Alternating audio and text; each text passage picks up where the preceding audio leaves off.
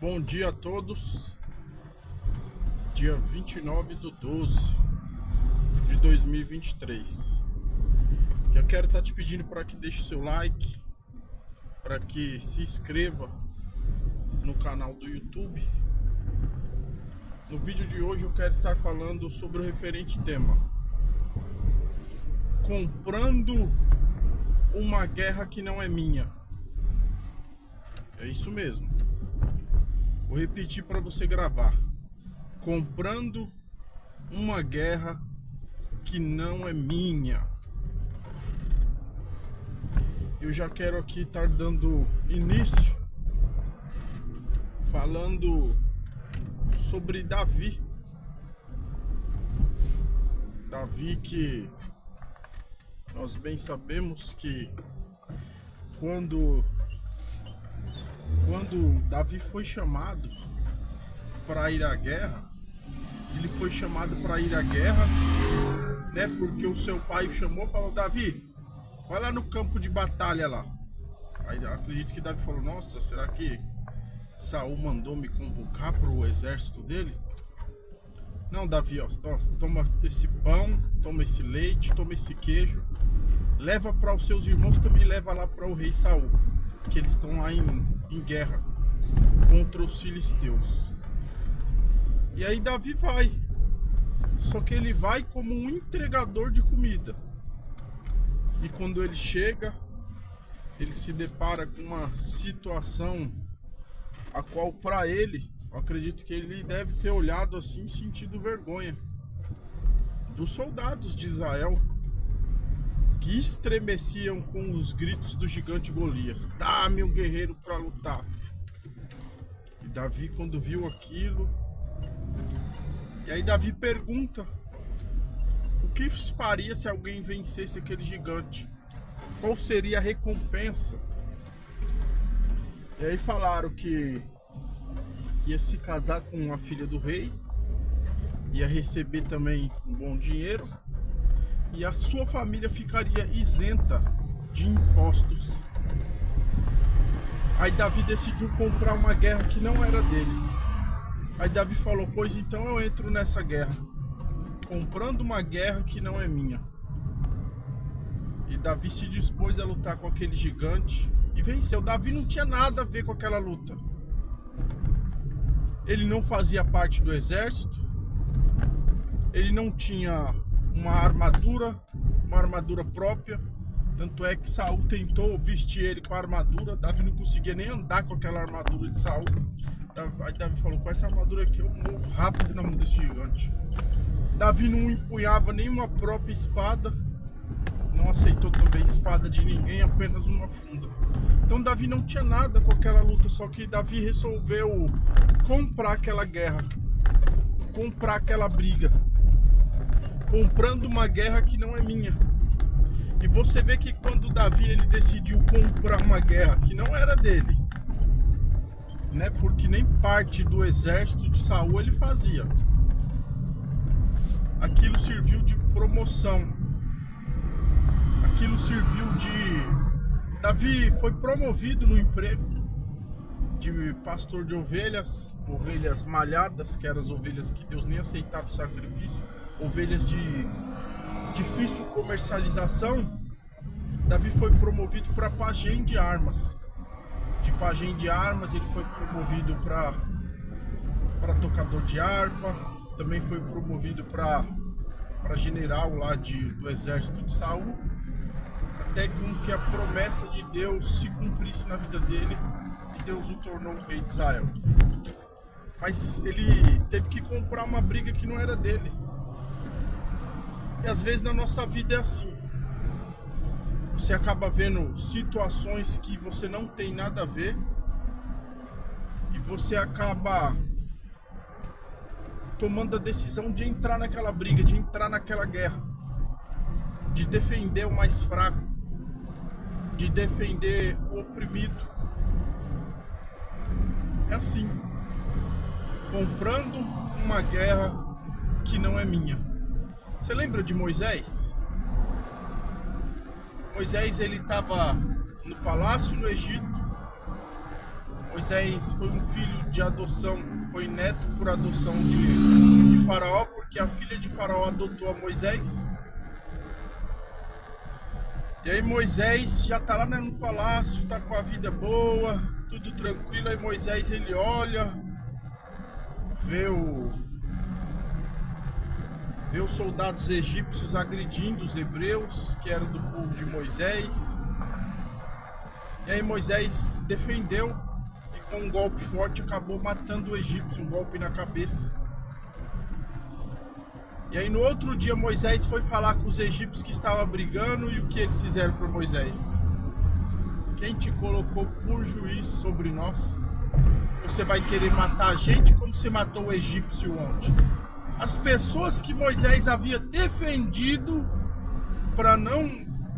para pararem de serem espancados pelo egípcio, depois estava acusando, comprando uma guerra que não é minha. Só que Moisés, ele tinha o coração dele, ainda que a luta ali não era dele. Ainda que ele pudesse esperar por outra maneira, para que fosse o libertador de Israel.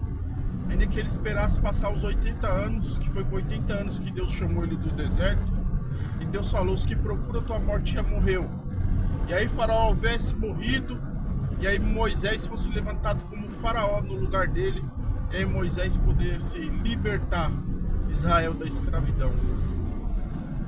Mas Moisés tinha um coração por sede de justiça.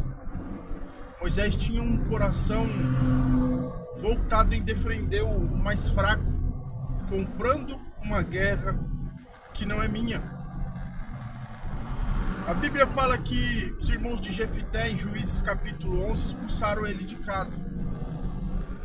E Jefité, varão valente e valoroso, se torna um guerreiro na ilha de Tobi e começa a defender a população que era oprimida. Ele começou a fazer justiça no lugar com as próprias mãos, não que seja certo.